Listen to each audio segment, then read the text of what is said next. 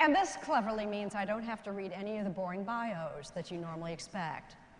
You have in your packets information about, if you want to know more about these intelligent people, Craig, Anna, Michael, and Margaret. I am Jane. I'm going to begin by putting on my glasses. In the about 38 minutes that we have allotted for this comprehensive discussion, we're going to range wide over partnerships, grit, backbone, unpacking, affordability, and accountability. We're going to mix it up. I'd like to begin, though, with an excerpt from a blog that was written by a young tutor mentor at the Match School in Boston.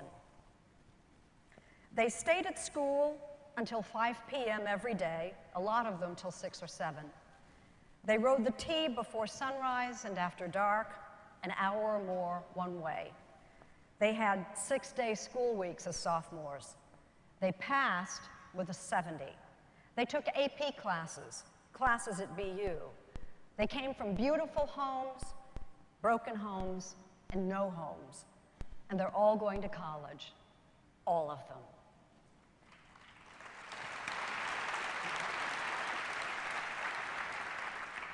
The only person not applauding is in the front row. My son Ross Trudeau wrote that 3 years ago when he was a tutor mentor at Match and a teacher in training and very naive. After 3 years as a KIP teacher in the Bay Area in California, he's learned a lot, and he knows that all of them did not go to college. I don't know what the stat is. I've been told that half of low-income kids who get into college don't go in the fall, don't show up. Well, you know, it is a naive, it's a wonderful and idealistic sense of what might happen, possibility, but it's just not real. I mean, you know, so for a high-performing low-income kid in America today has a 1 in 10 chance of completing college. The challenge that these youngsters have is for me, an emblem of that is something I saw at Urban Prep in Chicago, where a young man graduating at the top of his class, 4.2 grade point average, so you know he took all those courses, admitted into Notre Dame. He only has half the money he needs to attend.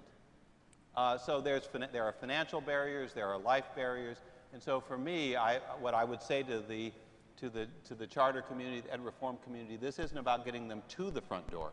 This is about getting them through the door and all the way to completion. That's why we're talking about deliver the dream. Anna, you acknowledge this problem. There's a lot of talk in charter schools about soft skills.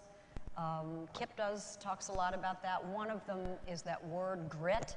Mm-hmm. I'm not sure if you're a big fan of grit, but you know what it means. I know what grit means, and you know, it's really about that sense of agency within a child, and it's not just the child, but also how the child interacts with their family support network. And issues of persistence and resiliency are developed over time, and it's really about engaging kids authentically in processing their experiences and learning from them, and really developing those skills that are going to make them more resilient and effective human beings. The reason we're talking about that is without the skill, they don't go to college, or if they get to college, the irony that kids who know so much adversity right. need to be trained in adversity. And you know, I use this term called cultural code switching, that we need to teach kids not just to be academically successful, but culturally and socially successful in different settings. Tell what you do. Well, we have a very comprehensive program that really addresses a lot of the soft skills that kids need in order to be successful outside of their community. And we have a 5-pronged approach where we really take kids through a journey at Camino Nuevo where we expose them to civic engagement so that they understand how the city works, what their place is in their school, in their city, in their community. We also look at social-emotional needs and what the student and the family needs. We expose them to arts and cultural events so that they have some knowledge of the world beyond their immediate community. And this is part of the Camino Nuevo education. Why does that matter when you're in the dorm in college? What difference does all of that make? Well, you have to find common ground with people that are different from you. And when you can engage someone in a conversation about a cultural experience that you might have in common, that opens the door to engaging in dialogues about other things, and you break down those barriers that make you different from the communities that you're entering. I mean, if you take a Camino Nuevo student, they've grown up in MacArthur Park. They've probably have only gotten out of this immediate community when the school has taken them out, or perhaps they were part of a mentoring program. We get them into a private school in the East Coast, say Middlebury College, where I went.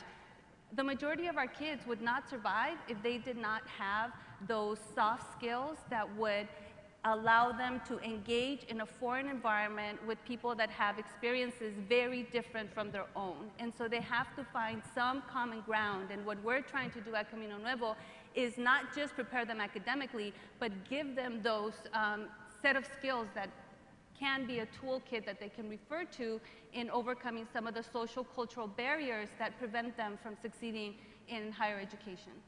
I'm interested to know how eager Margaret is to change the subject. Well, I'm sitting here thinking, okay, well, obviously, you know, the things that Michael has said about affordability, and frankly, the fact that the Congress hasn't acted on the student loan interest rate issues, I'm sure has a lot of uncertainty just coming for this you know, fall, as well as these issues about agency and fitting in. But the truth of the matter is, most of the kids that we're getting out of high school are unprepared to be successful. They're not taking classes at BU. They can't read and cipher at a basic level to be successful at their local community college. And that, of course, is in addition to the large number of students who drop out and don't even get to graduation Margaret, day. are you So talking my about reality charter is, school kids or I'm talking about the population generally, general. and why, you know, accountability for achievement of kids who have been left behind, to use my parlance, is so important and so powerful, because if they get forgotten, which I'm worried about us doing right now, then we negate the appetite for innovation. We negate the appetite for charter schools, for Camino Nuevo, and places like that, because it doesn't matter anymore. Craig, Dr. Barrett, your basis schools are very successful. They are famously rigorous. Do you have a college entrance, college completion issue? Is that on your radar at all in basis? It's not really on the radar. By the way, you mentioned basis. I ought to acknowledge that Michael and Olga Block, the founders, are somewhere out there in the audience, and they do all the work in making basis as successful as it is. Our challenge is not so much progressing kids from high school on into college level. It's really the challenge of when you have a high academic performing institution, lateral transfers in are almost impossible. If you're proceeding at 1.5 years per year in terms of learning, kids start in the 5th grade. By the time they're in the 8th or 9th grade, they're so far ahead of their peers in normal public schools, you can't get public school kids to transfer in acceptably. So our challenge is a bit of an isolation challenge, which is our learning rates are so fast that we distance ourselves from the peers, and the peers can't transfer laterally. Admittedly, your student body is self-selecting to attend a school that's going to make them really kick butt and learn hard stuff. They are self-selecting, no doubt. I mean, it's a normal public school, and you can't test them to get in, but the kids that come know what's going to happen to them there. But the proof point is, we can do this. Yeah. It is hard, it takes time and effort and great teaching and all of that, but this is not an abstract, you know, all children on grade level by the end of 3rd grade is a possible. It's not a pie in the sky. And Craig and charter schools like Anna's are proving we can do it. We were They can do it. checking. I mean, this is the wonkiest audience in Washington today, and we had to check. Something like 5% of American kids are enrolled in charter schools, you know, today. Are they the lucky 5%? That's what people always ask me. You know, are charter schools doing better than traditional schools? Well, we have big waiting lines too, as you know. But the answer is yes, no, and it's hard to say. Are they lucky? I think, you know, I mean, if I were a parent of a kid in honor school, I'd think I was pretty damn lucky. I would think so too. Craig, you were telling me back in the green room, a state that will go unmentioned, you would have brought a basis school to that state, but for the political climate suddenly became unwelcoming, and you have invested in a different state. Well, there are two challenges to bringing the charter school to a state. One is there's still about 10 states which don't allow charter schools. They're just flat out illegal. And then the second issue is that charter schools are generally funded at a rate lower than their public school peers.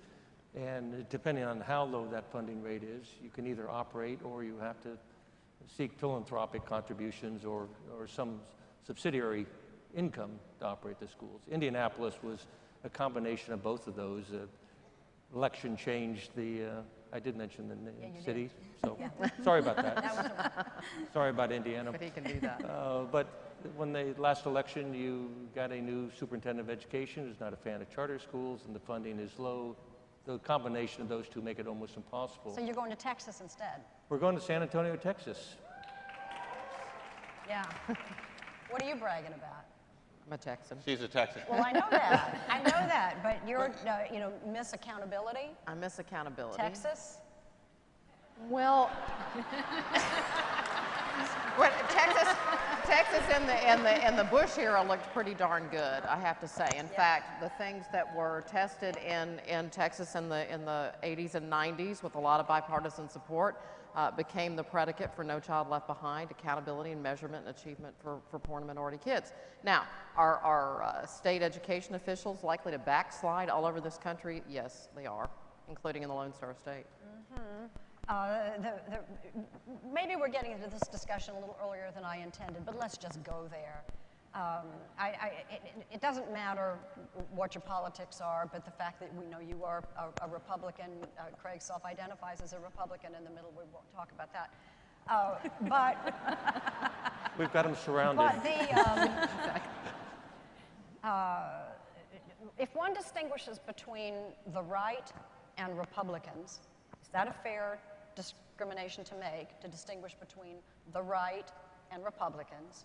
On the issue of education, the Tea Party has found yet another clever issue. Obamacare didn't work so well as they'd hoped, but they've got a brilliant new one, ObamaCore. And we are in trouble. Are we not? You know, you got crazies in both parties. Yeah. Come on. All right? Yeah, equal opportunity. Equal opportunity. Yeah. And as one of the token Republicans up here, you know, when the Republican National Committee came out with a resolution denouncing the Common Core, A, it was stupid, B, it was ridiculous, and 3, it was idiotic. So, you know, the Common Core is nothing other than one of the 3 fundamental principles of education. High expectations or standards, good teachers, and some accountability in the system. Every great school operates with those 3 principles in place. Amen. So for a party that believes in self-initiative and all this other good stuff the Republicans claim, to come out against high expectations or high standards and try to blame it on the United Nations, Obama, Martians, any other liberal cause you can think of, it's just stupid. I mean, it's kind of the party throwing a bone to the far right wing and say, now are you happy and it's not important, and then going on their way. You know, Let me jump in there, because you know, I think we've made so much in this country partisan and political. I was an elected official. I had to declare a party when I did that. I stopped being an elected official 20 years ago. I don't want to declare here today because I don't think that label is helpful. We have a real problem in this country, and that is, you can give me a hand, I like getting a hand. I think we have a real problem in this country, and that is that we don't have all Americans understanding how consequential it is that our kids get a globally competitive education. They don't understand. And so people are willing to do all kinds of very cynical things to divide us on this, when at the end of the day, it's not just low-income black and brown kids who are not getting world-class education. Amen. By the way, it's white, middle-class kids who aren't getting them either. Now, what we have demonstrated with high-performing charter schools is that you can take kids who would otherwise be, getting a terrible education and being viewed as incapable of getting a great education, and if you really work hard and are relentless about it, you can perform some, you can educate them. They can compete at a global level. That's what competition and choice is demonstrating. That ain't enough. We've got to build a broader understanding. It can't just be folks in Washington, governors and mayors making these decisions. We can't trust them with this. We've got to have parents, we've got to have ministers, we've got to have community leaders, understanding that if we don't build a college-going culture in this country, we are in trouble. I got to ask you a question. So I take the train down, I'm from Indianapolis, but I take the train down from New York City where I live. A mayoral election is upon us. Not one of the 5 Democrats running for mayor would I describe as an education reform supporter. I want to jump in there because, we obviously have issues on the right with the Common Core and standards and accountability and Washington intervening in anything. But we also have them on the left. Yes. And what we have, and everybody in this room knows this who's tried to advocate for a charter school in their own political environment, is this kind of unholy alliance in education between what I'll call the Federalist Republicans, no standards, no achievement, no accountability, no metrics, whatever, and the sort of status quo education flame keepers of, we don't really want transparency, give us the money, leave us alone, and you put those things together and you have a very worrisome thing. And that's what Michael is saying to all of us. We need to build the voice on the other side, which has been carried by the civil rights community and the business community, leaders like Craig Barrett. I don't understand why education reform has not become a civil rights movement. Don't understand why not. Because we're not really serious about it, because here's what happens, Jane, this is just my view after a few decades in this. When you start to, and this is what's happening, peel this onion and we say, holy cow, we have lots and lots of poor and minority kids who are not achieving as they should. And then this question becomes, well, how are we going to resource that problem? The dirty secret is, if you have a PhD and loads of experience, you are at cream puff high teaching AP to the sons and daughters of PhD, National Science Foundation folks. And if you're poor and minority, you are out there with your precious son, second-year teacher, working his butt off, et cetera. And so, we're just not serious about how we're resourcing the problem. And that's what makes grown-ups of every political stripe and persuasion real uncomfortable. Michael, I know you, and thank you for this, are going out to Indianapolis with the Mind Trust, my affiliation, to help build some bridges with the community. You have described this room we're sitting in as a bubble. If we aren't necessarily left, or we're not necessarily right, we're not Republicans, we're not Democrat, what we are is elitist. And I think our representation in this room belies the fact that we're mostly white. Yeah. Well, look, I think it's wonderful that we've got a committed cadre of Americans, regardless of race, gender, religion, economic background, committed to ensuring that low-income kids of color get great educations. And they're having an impact. What I would say is it's not enough. It's, I'm on the KIP board. I've been on the Teach for America board for a decade and a half. I have worked in ed reform. We've demonstrated that we can make a difference, but we're not scaling this. So what, so we got to get outside this bubble, and we've got to figure out how do we do more than just build a sense of mission among the parents we're touching and the kids we're touching. Now they're important, they're beginning points, but how do we engage the people who influence these communities? Well, I mean, we got to get out there and organize. And some of that is beginning to happen, but I would still say that this is a movement for me which feels more like it's being imposed on communities than really growing up in the communities. And so I think it has to be more diverse. You have to meet people where they are and convince them and bring them along. But I think we all know that. You have to bring them along. How? Anna, help? Well, I would say that, the charter movement does have the barrier of being perceived as a white movement that's educating kids of color, and we really need to be much more intentional about challenging that perception and really intentional about supporting leaders of color to open charter schools and to have a presence and to work with their communities in ways that we haven't done in the past in the movement. Can I just because I want to come back to, I think, so we can all agree, we'll probably get in violent agreement, we need to broaden the base of support. I think we also have to take on some tough issues. I think we have to take on testing. Why does testing matter? Why is it important?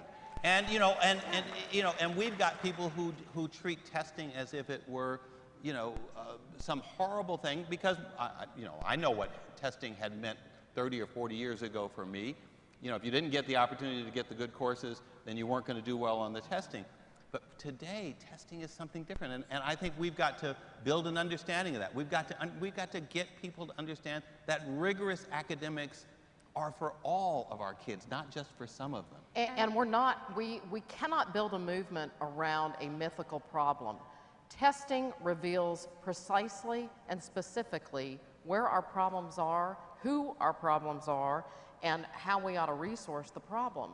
And so what we're seeing right now, Jane, in our country is a series of waivers being deployed all across the country, creating kind of this crazy quilt of confusion, I think, for parents. I'm about to move back to Texas, as I told you, but in Virginia right now, they have differentiated targets for Asian students, for Hispanic students, and for African American students. So explicitly? Explicitly, what President Bush used to call the soft bigotry of low expectations. Now, they would argue that, well, those targets are still great progress from where we are now, and that's true. But this idea that, 78% of the Asians should be expected to meet a target, but only 54% of the African American students is just not, in my view, sort of how we think about our country. Before we move on, and just on the issue of testing, I think there's a lot of benefits, but we also need to be mindful that it's not a perfect system, and there are different factors that we need to also kind of understand in terms of the students that we're testing. English language learners, I think, are a great subgroup that has been oftentimes not part of the accountability system. And one thing that I say, with all of the issues that we have on No Child Left Behind, No Child Left Behind put English language learners on the radar. And now we are starting to pay attention to them. And 1 in 4 kids in this public school system is Latino and probably an English language learner. So I think accountability is really, really important. The testing, I think, though, definitely needs to be a piece of the accountability, but not the entire accountability. Do we have, Jane, just as the token business person up here, there's not much in life that you don't get tested on as you go through life. And this concept that you can't test kids or testing is demeaning to the child, the teacher, the school, the district, whatever, at the elementary or secondary school level, I find absolutely nuts. As an engineer, if you don't know where a problem is, you can't fix the problem. Testing tells you where the problem is. And you might as well get kids used to this, because that's what they're going to find in their careers when they get out of school. Every bit of life. That can be a hard sell, though. When we first started, one of the words I promised we would discuss was your word, Craig, backbone. And you have said this is not a kid problem, this is an adult problem. The backbone that you were referring to was your fellow business communities you want to see and have talked to the Chamber of Commerce about standing up and doing battle for the Common Core. You've got two problems. You've got the local or parental problem, which is just beginning to realize that education is a problem in the U.S. compared to our international peers. You've got the business problem, which is the ultimate consumer of the education system, which is finally starting to stand up. And it's you know, even though the U.S. Chamber is kind of a right-wing organization or a Republican organization, the Business Roundtable is equivalent, both of those organizations are foursquare behind the Common Core standards. They recognize unless you raise the expectations of the education system, it's not going to get any better. I'm taking my necklace off because they're mad at you. It's annoying everyone. So, okay. But you do have the business community now rallying behind education reform. You know, those of us on the stage this here, rally happened? those of us on the stage have been talking about education reform for 40 or 50 years. Every study in the subject, from Pursuit of Excellence in 58 onward, Nation at Risk, Before It's Too Late, everything has said exactly the same thing. The principles I mentioned before, good teachers, high expectations, some tension or accountability in the system. It is not rocket science. It is pretty straightforward. The system, the adults, have resisted that. We need to fix the adults. The only way you fix the kids is to fix the adults in the system. And we're not serious. Jane and I sometimes say, you know, if half the school lunches, or, you know, I told you half the kids are getting out of high school, minority kids, on time. If half the school lunches served today were tainted, people would be on fire. If kids were getting food poisoning from the school lunch, people would be on fire about it. But the half of the kids getting out of high school, nobody seems to care too much. You know, we did some polling of parents of low-income parents with kids in public schools across the country, here in Washington, D.C., in Detroit, and Chicago, all around the country. And these are parents who were deeply engaged in their kids' lives. They were making sure they got to school. They had high expectations. They wanted them to go to college. And you ask them, you know, what were they looking for in a really good school? First thing they were looking for is safety. Safe, you know, now. Okay, it's real, I get it. What was a good teacher? Someone who is nice to my child. What is a good school leader? Someone who is respectful of me when I come in. You know, all of the measures that were important to them were qualitative. Those parents need to understand that it is the rigor of the academics. It's what's happening inside that classroom every day for that child, whether they know that math, or they know that writing, or they know that reading, or they know that science themselves. That's what defines a really good teacher and a really good school, and the dreams that they have for their kids will be realized only if their children are getting that. We're not tapping into the base of support that we really need to have. People don't understand. I mean, you said it's not rocket science, and I'm glad the Chamber gets it, but gee whiz, we got to get more than the Chamber. We got to get the ministers to understand it. We got to get the community leaders to understand it. That's what I want to ask. If we are not blind to our inability to frame the issue in an understandable, relatable way, when you say accountability, when you say rigor, when you say testing, if you know those words are off-putting to the people that you are trying to reach, Common Core, well, you know, the right wing coming up with words like Obama Core, that's damn clever. Napalm. Why can't we reframe the issue? You know, we know we've got a good product. It's a success product. We know it's a national security issue that we educate all of our kids. So we've got a good issue. What's with our inability to market it, to brand it properly? I mean, you're the media person up here on the panel. You're the strategic person up here on the panel. You know, I have some theories about this. I think parents have anxiety themselves about their own experience, Yes. no matter where you come from. And you know, the whole experience of interacting with the system is unfriendly and intimidating, no matter who you are. Well, or do you where know what sit. Michael said? You said earlier about you had been invited to participate in some kind of a test to see how kippish you were, or what was the word? Well, I was invited to be on a panel, Are You Smarter Than a Kipster? And Who's since I smarter than a knew that I kipster? wasn't, I wouldn't be on the panel. But, you know, I've got a grandson who attends a KIPP school. It's the best education he's going to get in Atlanta today is attending not a private school, in my view. It's attending a very rigorous and demanding charter school. He's learning things that I don't know. Exactly. And I'm highly educated, you know, and that's what I want. And and he's doing very well. But you know what's really bad about this? He's doing very well on a low standard. He's in Georgia. You know, the test that he's taking in Georgia is not really going to make him globally competitive. So we've got to push even harder than that. So how do we make parents and communities that haven't had the benefit of a great education understand that what was good enough a decade or 2 decades ago is not going to be good enough in the future? That's the challenge. Nina Reese made a really good observation. Nina, who welcomed us all here, that every year we're graduating charter school kids, and not to mention the mother load, pardon the pun, of parents who are really supportive, who are going to be the next generation of education reform advocates.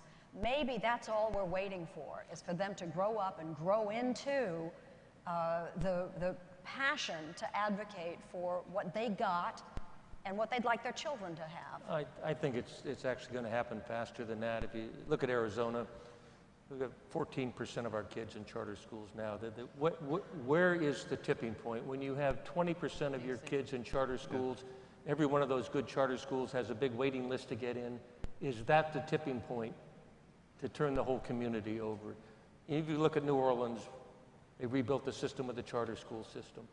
You look at any of the national rankings of schools, the top schools are typically not open public high schools, they're charter schools, magnet schools, special schools of some sort.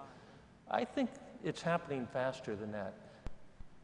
If you could get the politicians to just basically say, hey, close down the bad charter schools, close down the bad public schools, keep the good public schools, the good charter schools in place, allow competition, allow choice. Oh, I hear howling. Oh, I hear howling is... Where's the howling? Okay. Yeah, against closing down anything. It's happening where it's allowed to happen. And when you get the rankings and the quality of education that comes out of this system, I think you're going to see an exponential demand for it. That sort of thing, I mean, I'm with you on this howling. I mean, it cost, you know, Michelle Rhee her job. I mean, because she delivered results by any measure, like you cannot believe. Frankly, using a lot of charter schools, you know, alternatively certified teachers and so forth. And the community said, wait a minute, we're not for that. We want to walk by But you know, the policies haven't changed in D.C. at all under Kaya. Kaya Henderson is doing it a little differently. I mean, you know, and I love Michelle, but I would say, you know, her bedside manner probably wasn't the most endearing. And so I think you have to have those people who are going to break the eggs and those who are going to make the omelet. I want to talk about breaking eggs. Last week, Arnie Duncan, who is coming here tomorrow, gave a robust defense of the Common Core to editors and such. And he was hammered by a very influential education blogger for the strategic blunder of allowing the administration to be too closely identified with the Common Core. Didn't argue with his robust defense, argued with, you know, shh, sit down over there, you're making it harder. So tomorrow... Well, I'm offended by that. You know, this whole notion that if you put the name of Barack Obama on something, it's anathema. He's the President of the United States. Arnie Duncan is his Secretary of Education. They have set some bold and important standards. And if people, you know, and obviously there are people who will say if you put their name on it, they're going to dismiss it. Well, I would ask the question, what's wrong with you? if that's the way you're going to approach the problem. So tomorrow... Not you, Jay. No.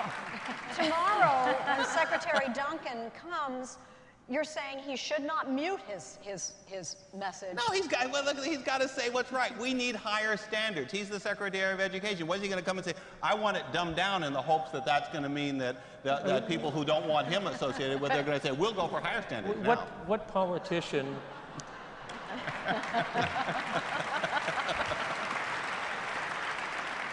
They'll get Phyllis Shapley now.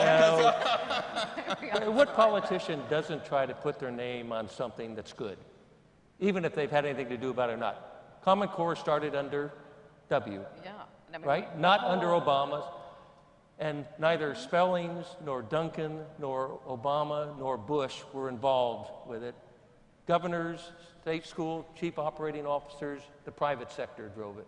But how quickly some governors are rolling over on And we've Common got 34 races next year, and it's going to be worrisome. Let's roll them over even more. And the point is, I mean, I'm offended by it too, but I take this writer's point, and that is, that's why you need Craig Barrett and Margaret Spellings and Jeb Bush, and people from this side of the aisle to say, wait just a minute, because we're getting drowned out by, the naysayers. Well, and let me just tell you, you also need to engage Michael Lomax and Anna and others to say, in our community, maybe you want your kids to get lower standards. I want my kids to be able to meet the standards of an English language arts. You look at what you're doing out there. You're doing great work in a lot of these schools.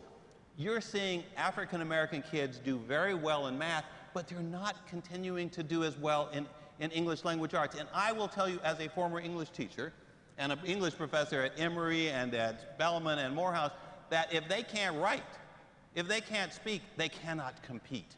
And so, what I want to tell, I want those kids to understand, and I want their parents who have gone through hell over the last 4 or 5 years of a terrible recession and unemployment, that if you want your child to have the prospects of a good job and a good life and a healthy economic life, you better make sure that they're getting the best education, because that's where the jobs are going to be in the 21st century. I think if we really tell make the business case to low-income parents, make them understand what the consequences are of their kid reading at grade level at the 3rd grade and at another, then I think we'll build a broader basis. Michael, you should have been we've got just enough time left. Michael, that's your mine. turn. Okay, I'm through. That was your turn. But one at a time. Your final remark. Let me support Michael. Not only do you want the business community telling the parents, not only lower economic class, but middle and upper class parents, the same story, but you want the business community to tell the governor, you don't want to support Common Core, you don't want to support higher expectations of performance in your schools. Our plant is going to the state that does. All right. And you're starting to see that now. That is the ultimate economic message that you give to the political sector to get them to understand the severity of the situation, period. Anna. We're going to change public education community by community, and it needs to come from the parents, and we need to be very aware of how we work with parents and meet them where they are, because it's not about telling them the information. We give them a lot of information. It's about providing access to the information to them in a way that they can understand it, and they can really support their kids in achieving those academic goals that we want for them. And we've learned a lot in the charter movement, and I think it's really important for us to engage others in the learning that we've done, and that we are more intentional about doing that, because 5% is not enough. There's a lot of kids that we're losing, and we've learned something, we're doing something really well that we need to share. So we are in a shoot the messenger phase with either shooting Common Core or shooting standards and accountability, both essential ingredients to doing what Anna has just said. And we need to come to terms with the bad news that we will and are receiving about how many kids, we had a whole lot of kids who couldn't read on grade level. Wait till you see how it looks when we're charting against the Common Core. And we need to be prepared to accept that news and resource around the problem in ways like Anna is doing. I don't know if we're tough enough. Well, we are. We I know you are. I know you are, but I'm talking about the public in general. I don't know if we're tough enough. I don't know either, Jane. You know, I think one of the choice statistics that just come out, PISA this last year did not an international study, but a school-by-school study in the U.S., took 120 schools in the U.S., compared them by economic stratus, lower, middle, upper class, to their peers in other countries. They debunked the theory that is very satisfying to upper middle class folks in the U.S. that our schools are okay, our kids are okay, it's the lower class kids that are not okay. That study shows upper economic schools in the U.S. compare very poorly to their peers in foreign countries. So it's not just we've got a bunch of immigrants who don't understand, it's the school system and its different levels. Nobody does well compared to their international peers. You start to get that message out, you start to get the parents who are feeling comfortable today, feeling very uncomfortable for their kids' future. But it's also a huge appetite for a shoot the messenger campaign in every quarter. We don't like what we hear, put that genie back in the bottle, I'm putting my ostrich head back in the sand, and don't bug me about that. But I'm optimistic because I watch those long lines of parents, low-income parents in communities all across this country who are lining up to get their kids in the hardest public schools they can get them in, charter public schools. So I'm going to say to the folks out there, just keep doing what you're doing. Build the demand. Demonstrate that these kids can learn. Weed out the schools that aren't holding these kids to the highest standards and their teachers to the highest standards and producing the strongest results. At some point, we will reach a tipping point. It will make a difference, and you will have helped make that be the case. And on that note, our time we've got just enough time for a rousing round of applause for